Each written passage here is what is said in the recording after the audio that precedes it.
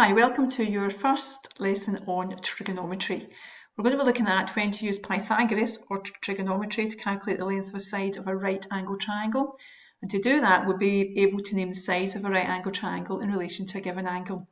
You'll know you've been successful if you can choose the correct method to calculate the length of the side of a right angle triangle, and if you can name the sides of a right angle triangle in relation to a given angle. Let's have a quick look first of all at a right angle triangle. Let's put a right angle in and let's put in two sides. We'll have 14 centimetres and 9 centimetres, and we're looking for this side here, x centimetres. So we've got two sides of the right angle triangle. We need the third side, so we should know straight away that we need to use Pythagoras. So c squared is equal to a squared plus b squared. Now remember that the side always across from your right angle is your hypotenuse, and in this case your hypotenuse is always your c.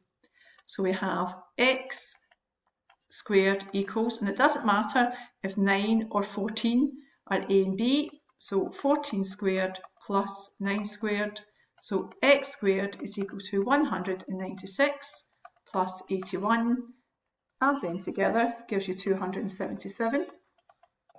Now remember to get rid of the square root each side, so x is equal to the square root of 277, which is 16.6 centimetres. So when we've got two sides and we're looking for the third side, we know we use Pythagoras. So when do we actually use trig instead of Pythagoras?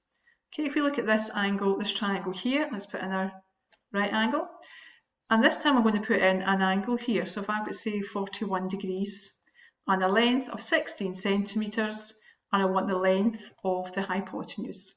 So unlike Pythagoras, we need two sides to get the third side. Here we only have the one side and an angle. So we can't use Pythagoras here. We've still got a right angle triangle, but we have an angle this time. And that is when we know to use trig. Now, before we can actually look at all the way and all the ways to use trig, we need to be able to name the sides of our right angle triangle. So put a right angle in there and let's put in our angle there, okay, x degrees. So first thing we know, and we've already looked at, across from your right angle is still your hypotenuse, right? That doesn't change just because we're using trig now. It's still a right angle triangle. It's still across from your right angle is always your hypotenuse, which is h. The other two sides, the side opposite the angle that you've got is, funnily enough, called the opposite side. Okay, so the opposite side to the angle is called the opposite, which is O.